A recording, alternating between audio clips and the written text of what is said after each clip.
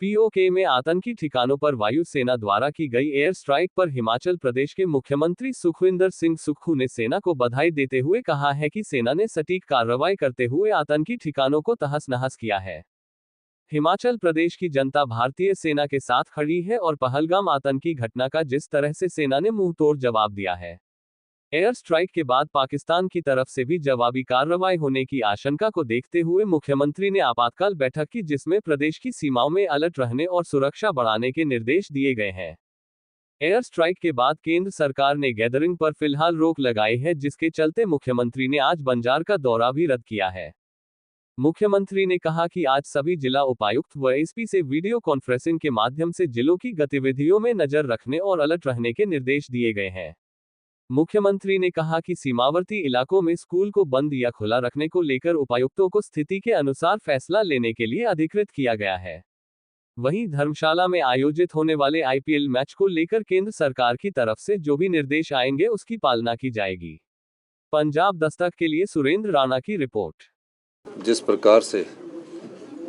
दबाव बनाकर सटीक और सही कार्रवाई की है, उसके लिए सेना पर हमें पूरे प्रदेशवासियों को गर्व है। इस अवसर पर मैं ये कहना चाहूँगा कि पूरे हिमाचल प्रदेश की जनता सेना की इस कार्रवाई पर देश के साथ खड़ी है और सेना के साथ खड़ी है। हमारे प्रदेश ने पहले ही देश की एकता और अखंडता के लिए का बलिदान दिए हैं। देश के अधिकतम परमवीर चक्र हिमाचल के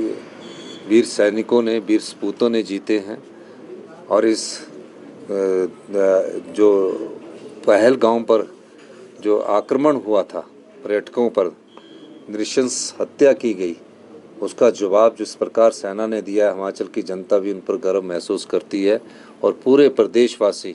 इस समय देश के साथ खड़े होकर एकजुटता और देश की एकता और अखंडता का परिचय दे रहे हैं। आपने हाई लेवल मीटिंग आज बुलाई है? मैंने प्रदेश के संदर्भ में हाई लेवल मीटिंग इसलिए बुलाई है क्योंकि हमारा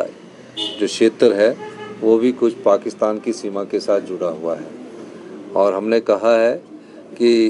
हमें जागरूक रहना है, घबराने की कोई बात नहीं, पर जागरूक रहना है और भारत सरकार के जो दिशा निर्देश है, जो गृह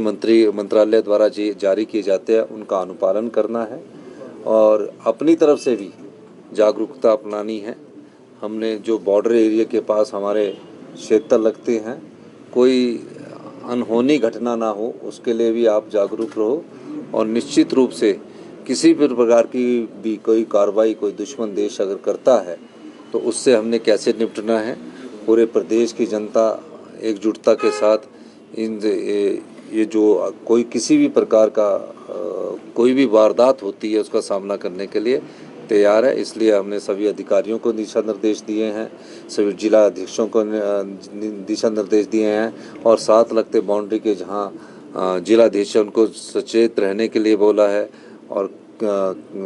अपनी सुरक्षा को सुनिश्चित करने के दिशा निर्देश हमने दिए हैं और जो भी टेक्नोलॉजी के आधार पर हम इनपुट गैदर कर सकते हैं उस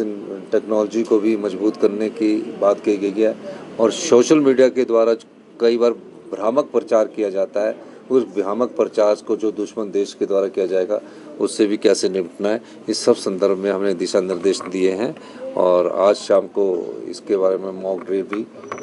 करने का प्रावधान किया गया है। मास गैदरिंग पर का रोक, जहाँ ऐसे कार्यक्रम हो रहे हैं जहाँ पर बड़ी संख्या में लोग आ रहे हैं। देखिए, मेरा आज कार्यक्रम था तो वहाँ 4 से 5 हज़ार लोग आने थे, लेकिन दिशा निर्देश ऐसे आए कि कहीं भी गैदरिंग ना हो,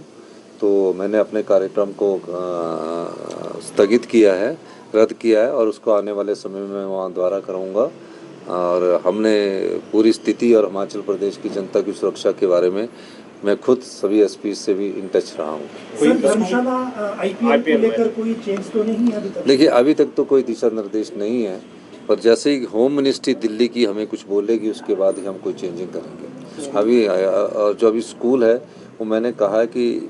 जो बाउंड्री के साथ वाले स्कूल है उसमें पहले स्थिति का जायज़ा लिया जाए और समय के अनुसार उसमें वहाँ के जिलाधीश फैसला करेंगे कि हमें आगे क्या करना है। धन्यवाद।